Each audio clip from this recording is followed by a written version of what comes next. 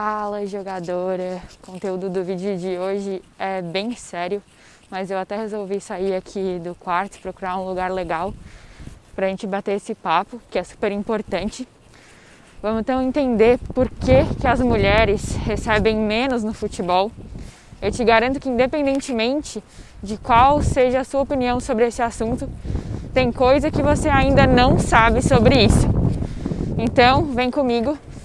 Fica até o final do vídeo, que hoje nós vamos entender por que as mulheres ainda não recebem o mesmo que os homens no futebol.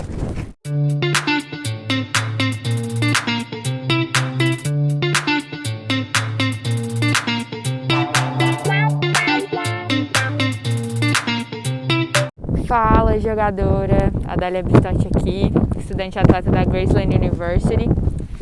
Tava nesse lugar aqui pra gente bater um papo, acho que tá legal. Tem bastante vento aqui, mas eu vou tentar falar bastante aqui no microfone e acho que vai dar pra ouvir direitinho. Mudança de planos, tive que acabar vindo aqui pra um lugar um pouquinho mais protegido, porque o vento tá muito forte hoje. Mas lembrei que tem esse lugarzinho aqui perto de onde eu trabalho. Ó, ali tá a Hoop House, onde eu trabalho. E aqui é um pouquinho mais protegido, ainda bate um ventinho, mas acredito que vai dar pra falar melhor e ficar até um pouquinho mais isolado, pra gente ter a nossa conversa de hoje. Como aqui é um local isolado, vou aproveitar também para tirar a máscara um pouquinho, para ficar um pouquinho mais próxima de vocês. Primeira coisa que eu acho importante esclarecer: do que exatamente nós estamos falando quando se trata de receber em igualdade? Muita gente acha que isso se resume, por exemplo, ao dinheiro de premiação, mas na verdade isso acaba sendo uma parte mínima. O que um atleta recebe pode ser dividido em 3 categorias principais: o dinheiro de premiação, o salário e o patrocínio. E em esportes coletivos, como o futebol, o dinheiro de premiação acaba sendo menos importante entre os 3. Atualmente, devido à grande cobertura de mídia e o tempo disponível de transmissão nas televisões e outras plataformas, os atletas masculinos retêm nada mais nada menos do que 99,6% de todo o dinheiro gasto em patrocínio esportivo. Isso sem mencionar os altos salários acima dos 100 milhões de dólares mensais que os grandes jogadores como Messi, Cristiano Ronaldo e Neymar recebem. E a justificativa de sempre é dizer que o futebol feminino não é transmitido porque não atrai público.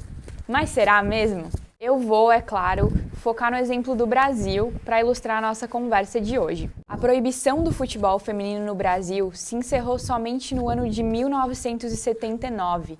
Nessa data, 11 Copas do Mundo masculinas já tinham acontecido e seriam mais se não fossem pelas guerras mundiais, e a seleção masculina já atuava desde 1914. Ou seja, a seleção masculina atuou por cerca de 65 anos até que as mulheres pudessem simplesmente começar a praticar o futebol.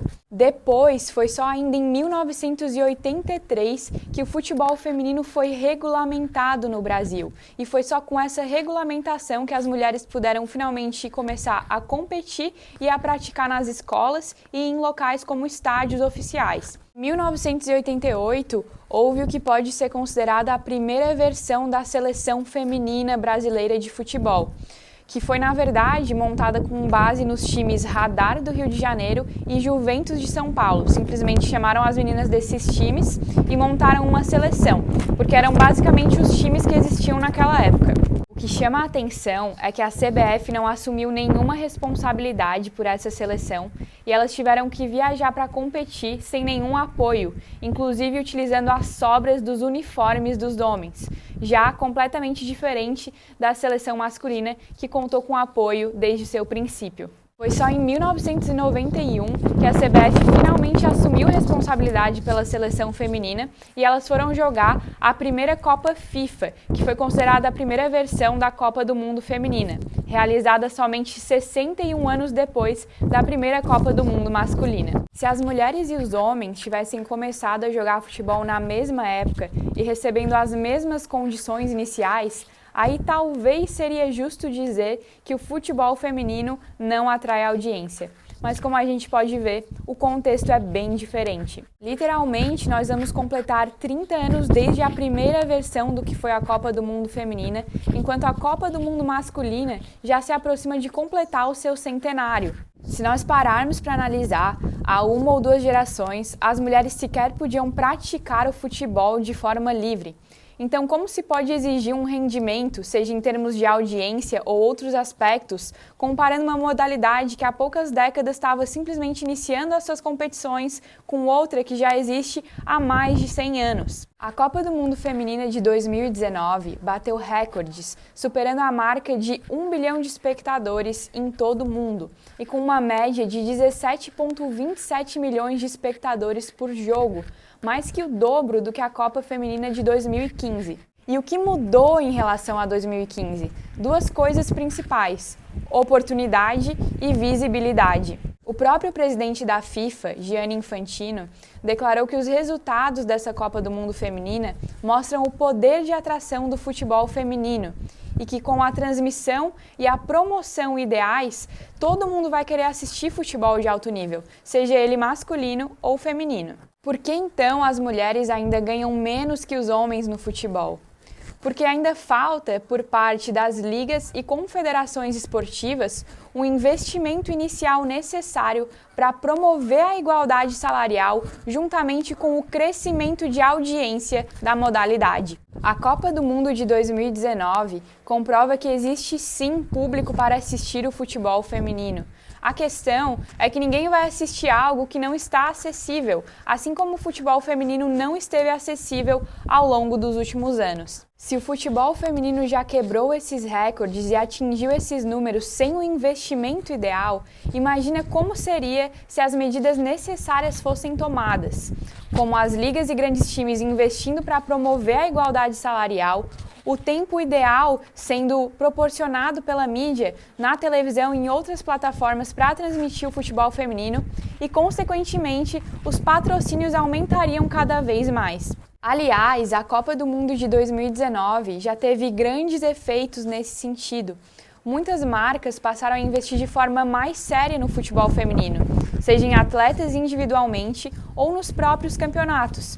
O nosso Brasileirão, inclusive, está aí de prova. E a CBF, ano passado, finalmente declarou a igualdade salarial para as atletas da nossa seleção brasileira.